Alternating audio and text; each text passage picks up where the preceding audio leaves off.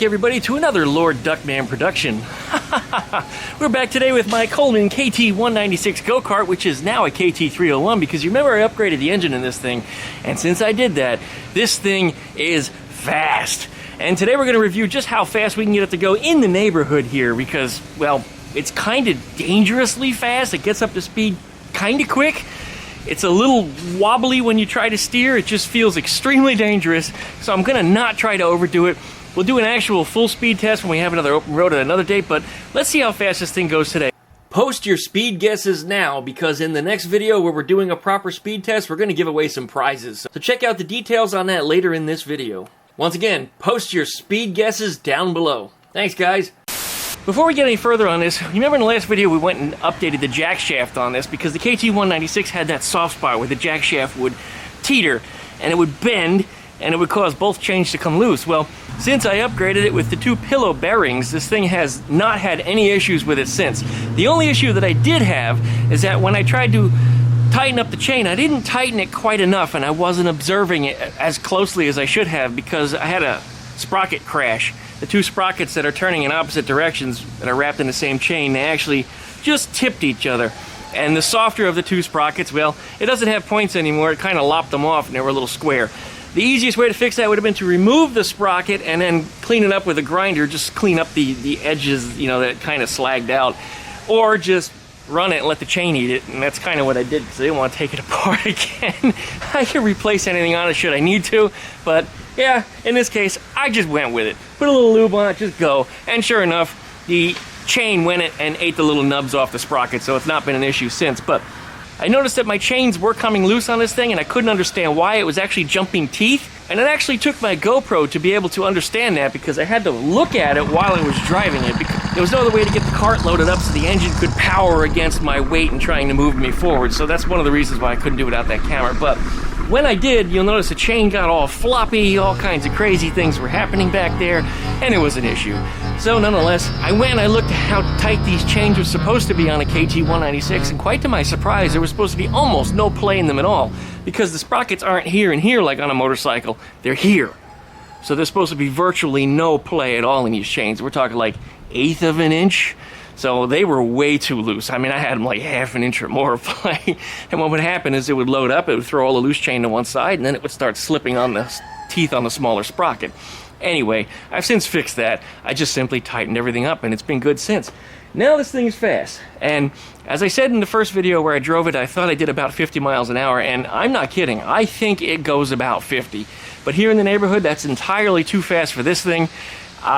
It doesn't steer very safely because, I'll show you, the steering rack has an unusual amount of play in it. And when you're steering, if you go just a little bit to one side, it veers off really hard.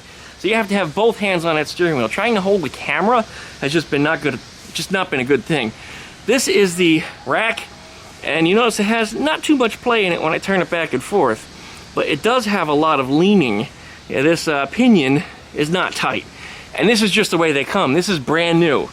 This is just like the one that's on there, and there's really no better way to make it. There's no way to tighten this. It has a circlip on it, and that's it.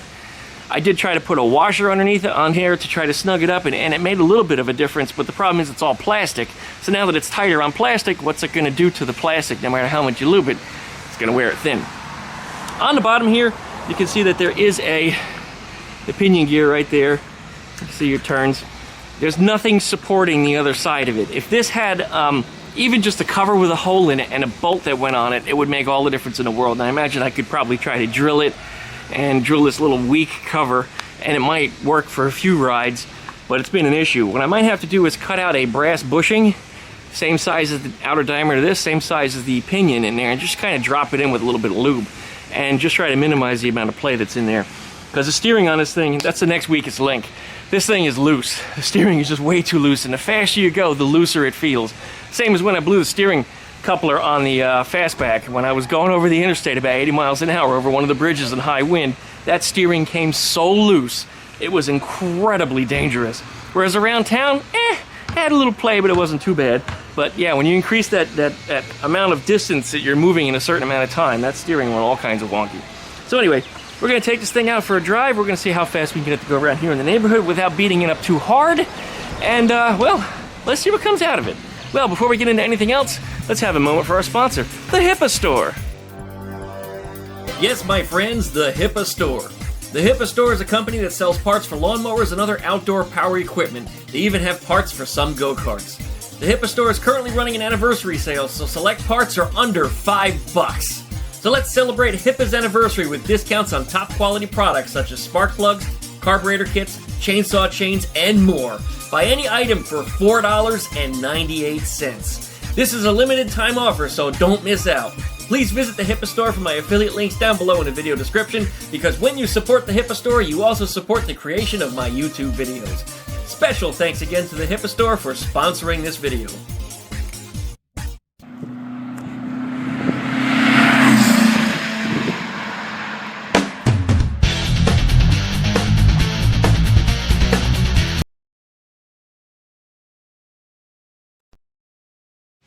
Alright, here we go. Let's make her start.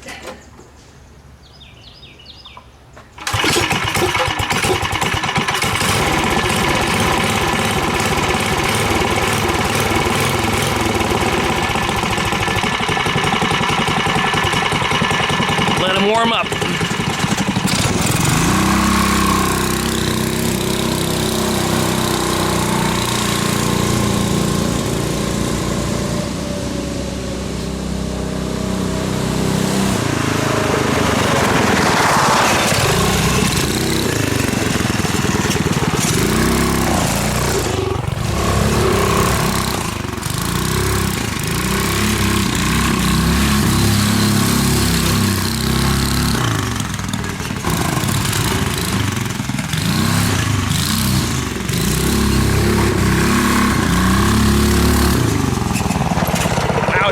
Through and just keep spinning those wheels.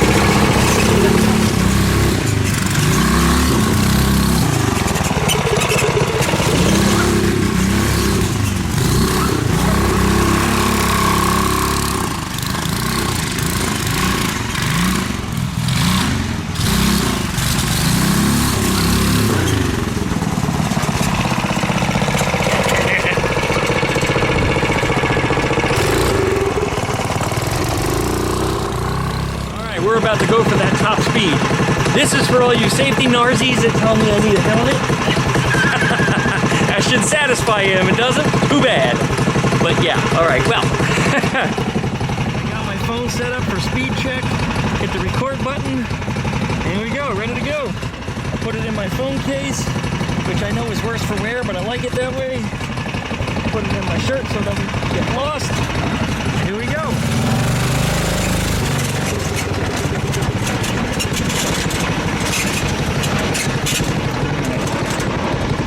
Some of this traffic move.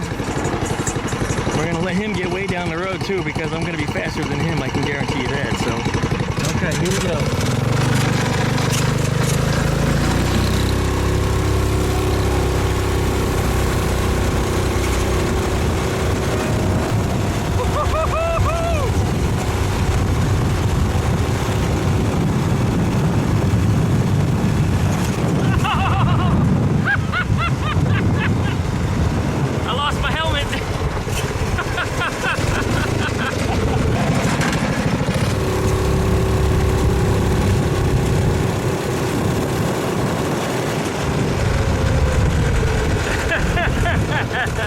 Another dead Narzi. Oh, look, road rash and everything. There we go.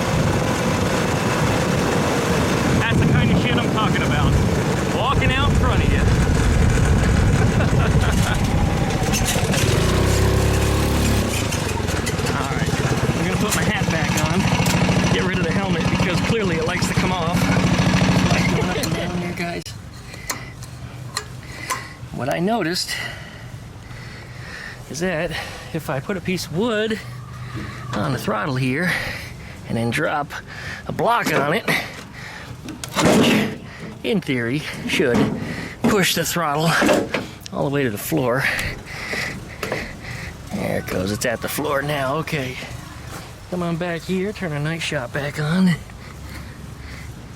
You see the throttle's not open all the way. If I pull up on this, it'll open even more. So it might only be at 90% throttle, so that means this thing essentially could go faster. So we're gonna have to play with that. It's a bigger carburetor, which means it has more throttle throw on it. So I'm gonna have to come up here and re-engineer how all this stuff works. That way it has a longer throw in there. Right now from about here to here, it barely moves it at all anyway. So yeah, I'm gonna have to do a little bit of math. Perhaps move the angle of the throttle cable up to here and go straight down, so it makes a little more sense. Well, straight down may not even be possible because look, it's gonna be in the way of the pedal. So anyway, I gotta do a little engineering down there. Nothing that's a big deal. But in order for me to get 100% throttle, which would affect my top speed and the amount of power that I make, of course, I'll need to adjust this so the throttle opens fully. No, I said only one pass, but we're gonna do it one more time. That's only because I lost my helmet. Back down in the shirt so we don't lose them. Alright, here it goes.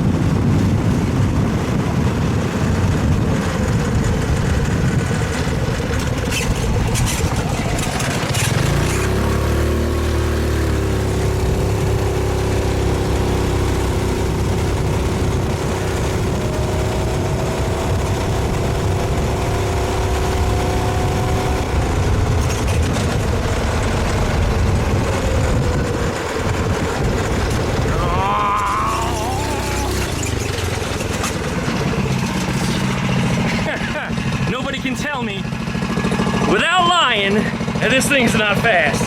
This thing is fast. Let's find out how fast. How fast did it go? Let's find out before the kids start clamoring around here. We'll get this thing pushed into the backyard, and you can see the nasty burnout I did here. Well, skid, I guess, because I slammed on the brakes. Yeah, it's fast, guys. It's really fast. All right, well, let's get them in the yard. I already see kids starting to come down the street, so I don't want to answer questions. I don't want to talk to fans. I'm busy, I'm working. So the answer is, as far as top speed is concerned, 44.9 miles per hour this morning. So 45 miles an hour by any other name, and it still had a lot more to go. Number one, I noticed the throttle is not opening up on this thing all the way. Number two, I keep having obstacles. Like I said, this is a neighborhood. I can't be doing this. It's just, it goes entirely too fast.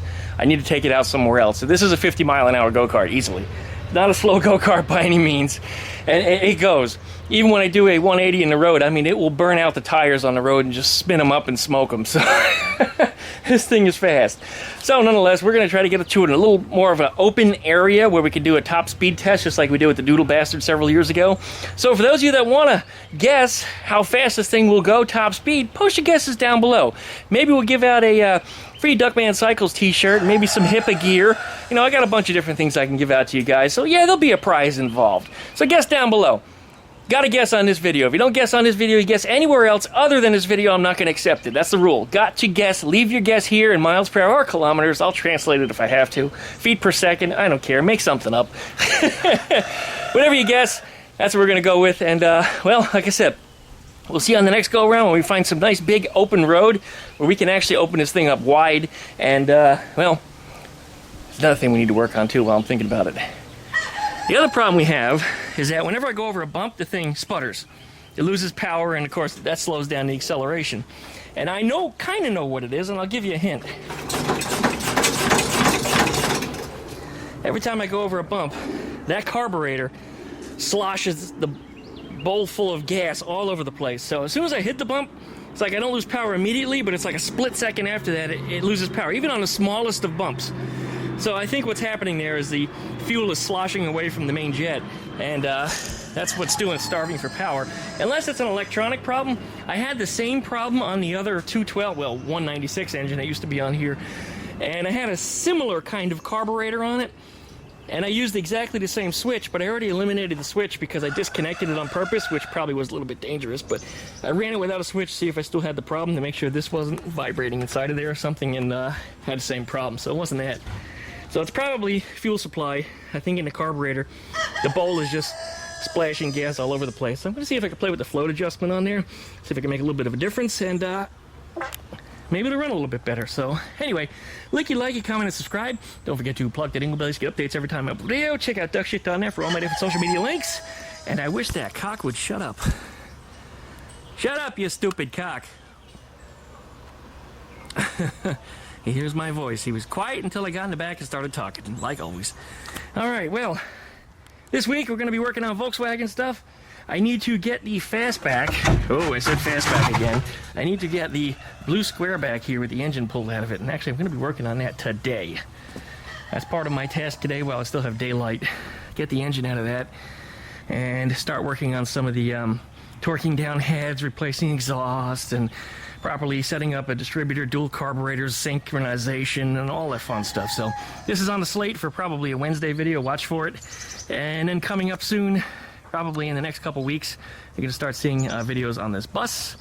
And then we'll start doing some more videos on the square back here when she goes on top of the bus frame, which I moved to the back to get it the hell out of the driveway, just in case. It's been there long enough. I mean, it's been in the front yard for 3-4 months. Code enforcement's been sniffing around, but they haven't bothered me yet. But anyway, I got it over here. I've been working on that. We've also been working on a Rob's trailer axle, which some idiot did that to it. Just some kind of custom drop axle or something. He wanted to raise it up higher. And Rob said it's BS. And sure enough, he was right, because it started cracking at the 90-degree angles. So I'm going to cut this off and weld it straight. In fact, he said I can narrow it a little bit, so what I'll do is I'll probably take the spindle and shove it inside the tube and weld it around, punch some holes in it, weld it here too, just for good stuff. But anyway, that's coming up. We'll see what happens with that. So thanks for watching, guys, and we'll see you next time. Since I upgraded it with the 2 pillow bellings, Since I upgraded it with the 2 pillow bear. One more time. Since I upgraded it with the 2 pillow belling. Damn it. Since I upgraded it with the 2 pillow. Oh, I got a noisy car.